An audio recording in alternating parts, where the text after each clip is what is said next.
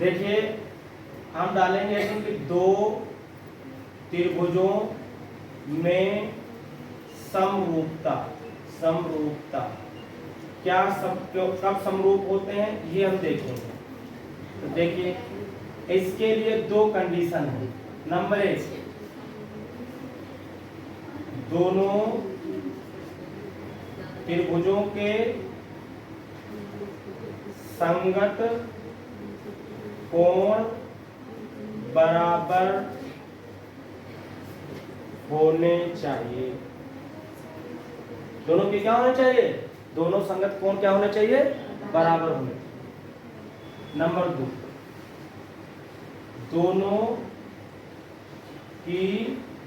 दोनों त्रिभुजों की संगत भुजाओं में अनुपात बराबर होना चाहिए। जैसे माना दो त्रिभुज ए बी सी और त्रिभुज पी क्यू आर है। बना लेते हैं इनको। मान लीजिए एक त्रिभुज इस तरीके से बना हुआ है और एक त्रिभुज कैसे बना हुआ है? इस तरीके से बना हुआ है। ये मान लिया ए है, ये बी है और ये क्या है? सी। ये पी है, ये क्यू है, ये मान लिया क्या है? आर। इसको मान लिया।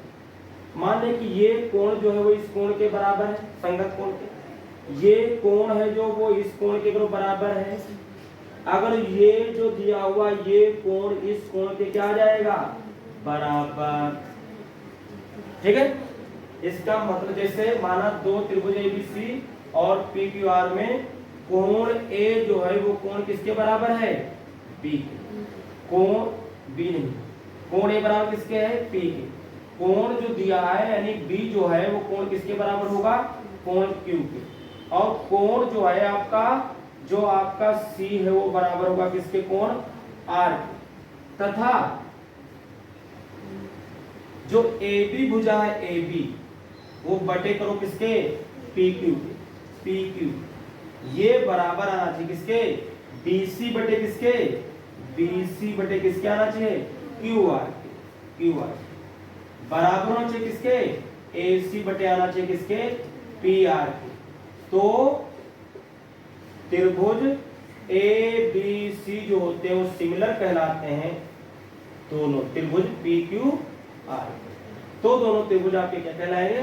सिमिलर कहलाएंगे। इसके बाद हम प्रमेय नंबर कौन सी देखेंगे?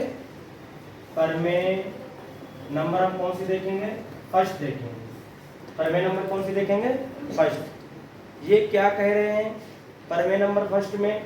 ये कह रहे हैं इसको हम थेल्स की प्रमेय भी बोलते हैं। किसकी प्रमेय बोलते हैं इसको?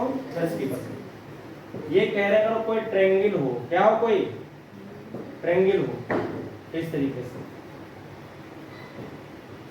ए बी सी, ये किसी प्रकार का एक ट्रायंगल है।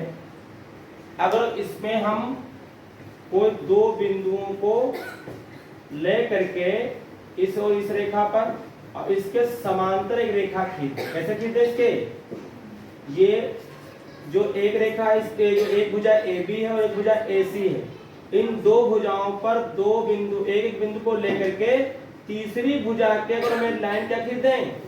समांतर खींच दें। तो ये बता रहे हैं कि फिर जो ये समांतर खींचते हो आप, खींचते हो समांतर क्या? D E. तो फिर ये बता रहे हैं क्या होता है? जो एडी है एडी, ये जो एडी है ये बटे किसके हो जाता है? डीबी के बराबर हो जाता है। इधर क्या? एई जो बटे है एई, ये किसके बटे हो जाता है? ईसी के। ये इन्होंने बताया फर्स्ट थ्योरम में। ये हमको इसमें प्रूफ करना होता है। क्या प्रूफ करना होता है? क्या इस चीज पर सवाल आते हैं, वो देगा और बोलेगा कि ये जो डीई और जो बीसी है ये समांतर है। ये दे देगा, ये दे देगा, ये दे देगा, कहेगा इसको निकालो। ये दे देगा, ये दे देगा, ये दे देगा, कहेगा इसको निकालो। कहीं ये पूरी दे देगा, ये दे देगा, ये पूरी दे देगा, फिर कहीं ये पूछेगा। तो वो इसमें से पूछ क्या है? इसमें हमको एक त्रिभुज दिया मान लेते हैं। माना एक त्रिभुज क्या है, ए बी सी, जिसकी दो भुजाओं ए बी व ए सी पर दो बिंदु क्रमशः डी व ई इस प्रकार लिया कि जो DE है वो समांतर होगी किसके, BC। जो DE है वो BC के क्या लिया हमने, समांतर। तो फिर हमको सिद्ध क्या करना है, सिद्ध करना है, क्या सिद्ध करना है हमको, हमको सिद्ध करना है कि जो AD है, AD वो बटे कितना होगा, DB, और ये बराबर किसके हो जाएगा, AE बटे किसके हो जाएगा, EC के हो जाएगा। ठीक है, ये हमको इसमें प्रूफ करके दिखाना। इसको इस तरीके से मिला दिया जाता है इसमें प्रूफ करने के लिए, और इसको हम इस तरीके से मिला देंगे इसमें। ठीक है, एक क्या करेंगे, यहां से इसके ऊपर एक लंब डालते हैं, लंब डाल दिया, और यहां से इसके ऊपर भी क्या करते हैं, एक लंब डाल देते हैं, मतलब 90 डिग्री पर डाल देते हैं। इसको N मान लिया, इसको क्या मान लिया इन्होंने, M मान लिया, वही हम भी मान लेते हैं। ठीक है, इसके बाद देखिए उपपत्ति में, उपपत्ति शुरू करते हैं, उपपत्ति बोले तो प्रूफ करना शुरू करते हैं। देखिए क्या प्रूफ करना है, ये प्रूफ करना है, इसको करने को शुरू करते हैं। देखिए हमने इस तरीके से बना दिया, इसको इससे मिलाया, इसको इससे मिलाया, यहां से इस पर लंब खींचा, यहां से इस पर लंब खींचा, इस पर, यानी क्या किया है हमने, क्या किया है, DM जो है, DM वो लंब है किसके ऊपर, जो DM है किसके ऊपर लंब है, AC पर, AC पर क्या है, लंब, तथा जो EN है, क्या है, जो EN है वो लंब है किसके ऊपर, AB पर खींचा, इनको हमने खींच लिया। त्रिभुज ADE,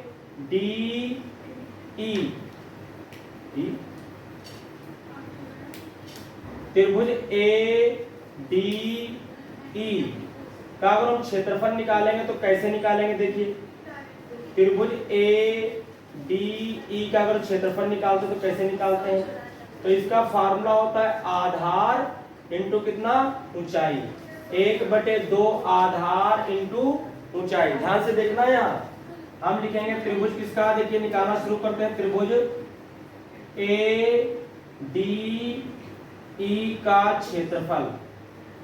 तो क्षेत्रफल त्रिभुज का फार्मूला क्या होता है, फार्मूला होता है 1/2 इंटू आधार इंटू क्या होता है, ऊंचाई, आधार इंटू क्या हो जाता है, ऊंचाई। तो क्या बनेगा, इसका क्षेत्रफल क्या बनेगा, तो आधार तो इसका क्या बनना है, देखिए ध्यान से, अगर कोई त्रिभुज इस तरीके से बना हुआ है, इसके ऊपर एक लंब डाला गया है, तो ये इसका आधार हो जाता है, ये इसकी क्या हो जाती है, हाइट, ऊंचाई हो जाती है। तो आधार इंटू ऊंचाई, तो 1/2 ये लंब डाला गया है, ये E और N लंब डाला गया किसके ऊपर, AC के ऊपर पूरे डाला गया, या तो आप यहाँ इस पे लगा रहे तो AD चाहे लिख सकते हैं। तो 1/2 आधार कितना हमको दिया हुआ है, AD इंटू ऊंचाई कितनी दी हमको, EN, कितनी दी हुई है, EN, ये हमने निकाला। इसको हम चाहे तो इस तरीके से भी लिख सकते हैं, त्रिभुज AD का क्षेत्रफल ना लिख के हम चाहे इसको लिखें AR, क्या लिखें इसको हम, AR मींस एरिया किसका, ट्रायंगल ADE का। ये कितना हमारे पास आ गया है, 1/2 इंटू AD इंटू EN, ये इतना नोट करिए। देखिए अभी हमने किसका एरिया निकाला, इस वाले का एरिया हमने निकाला, इस वाले का एरिया इधर से, और अब देखिए हम किसका निकाल रहे हैं, इस वाले का एरिया निकालेंगे, इस वाले का।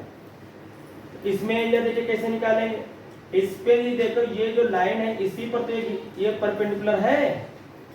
एक बात आप एक और समझ लीजिए, जैसे मान लीजिए हमको इसका एरिया निकालना है, इसका ठीक है, कैसे बना दिया जाए कि आपकी समझ में आ जाए।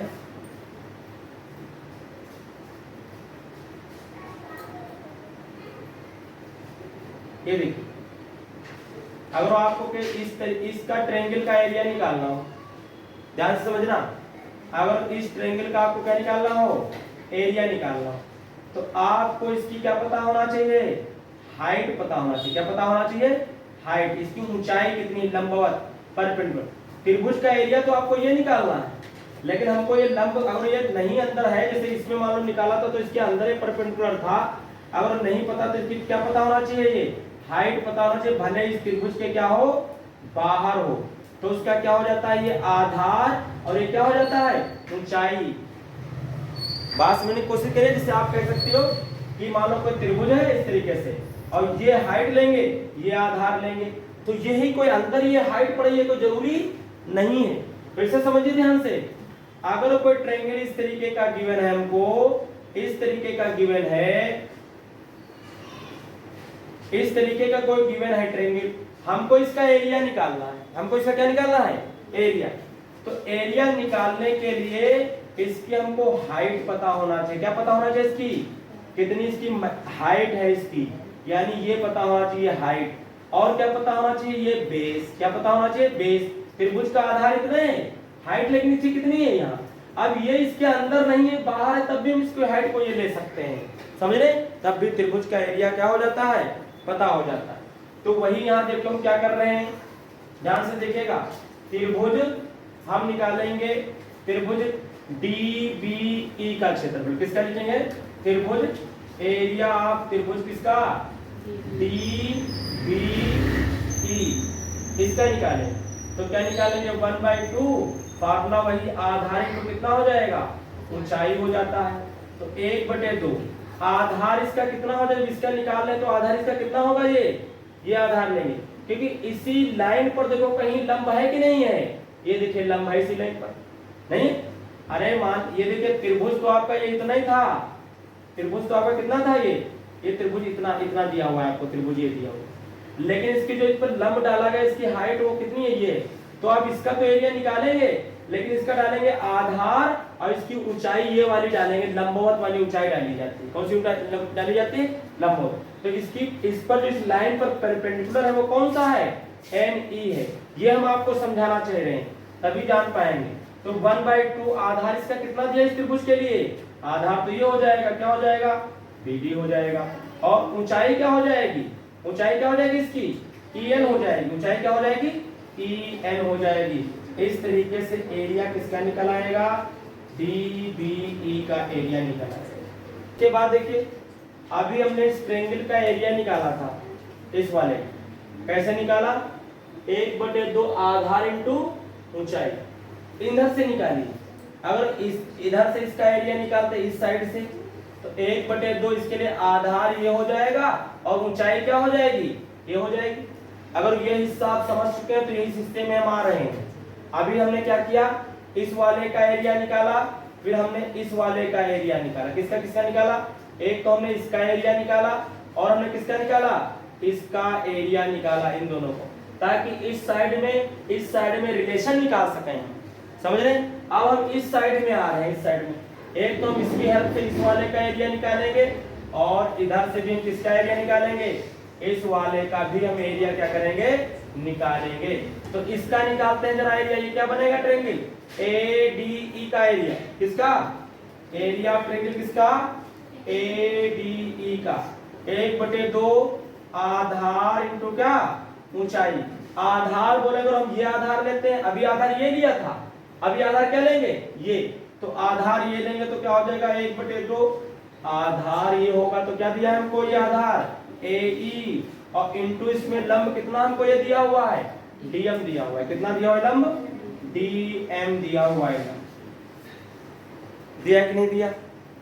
इसके बाद देखिए इस ट्रायंगल में आ जाते हैं, किसका त्रिभुज निकालेंगे एरिया, किसका एरिया निकालेंगे हम, CDE का, या ECD का ले लो, त्रिभुज किसका ले, एरिया किसका ले लेते हैं,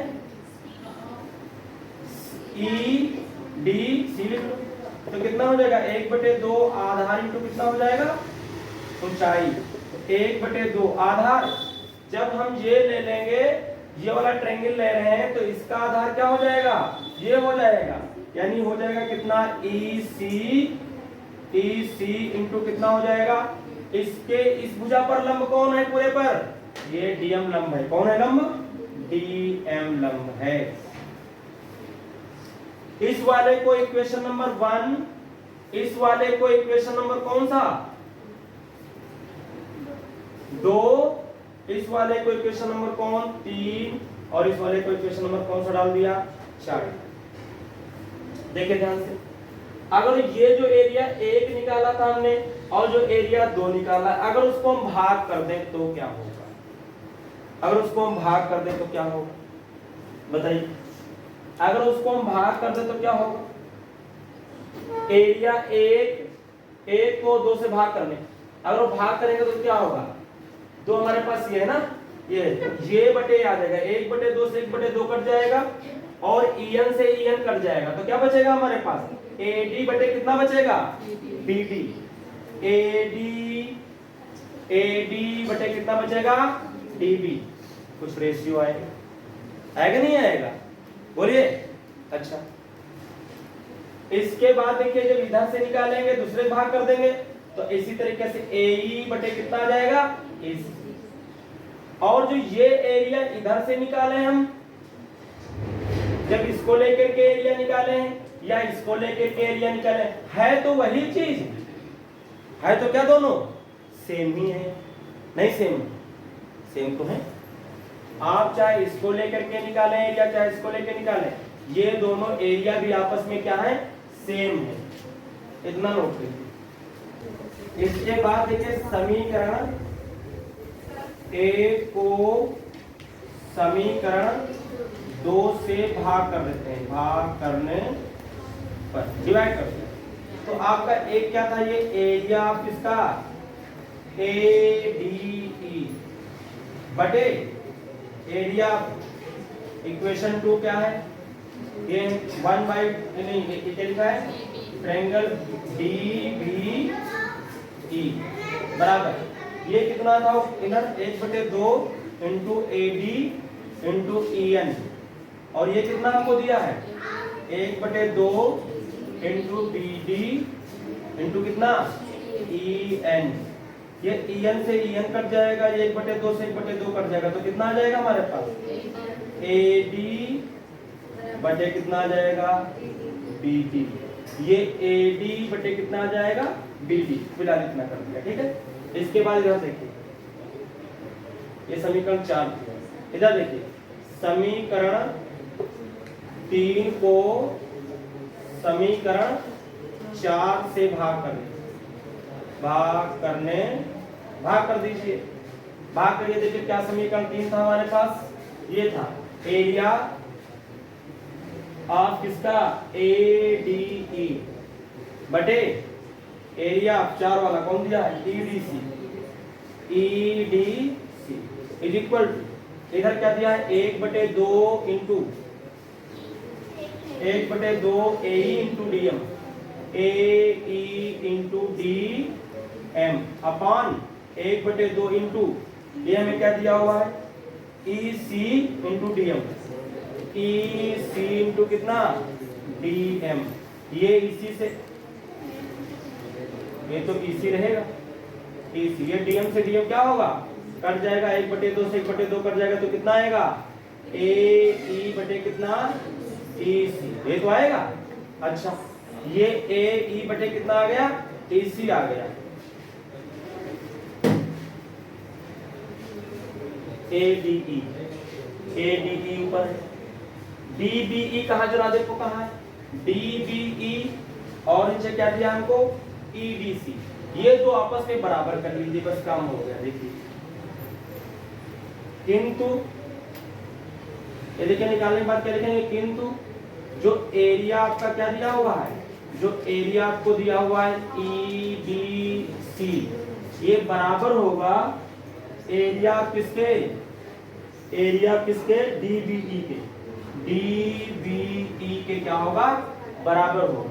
देखिए जो ये एरिया बन रहा था, ये एरिया, ये वाला ये इस एरिया के क्या होगा, इस एरिया के बराबर होगा। एक ही आधार पर दो समांतर रेखाओं, ध्यान से देखिएगा यहाँ ये बात आप लिख सकते हैं, अगर दो समांतर रेखाओं के बीच में अगर एक ही आधार लेकर के इस तरीके से ट्रायंगल बनाए जाते हैं तो उनका जो एरिया होता है, जो इधर का एरिया ये होगा और जो ये इधर का एरिया होगा, वो आपस में क्या होते हैं, बराबर होते हैं। इसके बाद देखिए हम क्या लिखेंगे, हम लिखेंगे कि जो ट्रायंगल आपका है, कौन एरिया जो है, एरिया किस ट्रायंगल का, देखिए इनमें कहीं कहीं ट्रायंगल लिखना भूल गए तो उसको लिख लेना, ये ट्रायंगल इतना, इसमें से ट्रायंगल भी लिखा जाएगा, इसमें भी ट्रायंगल लिख लेना। ट्रायंगल कौन सा, एक ट्रायंगल ये लिया था DBE,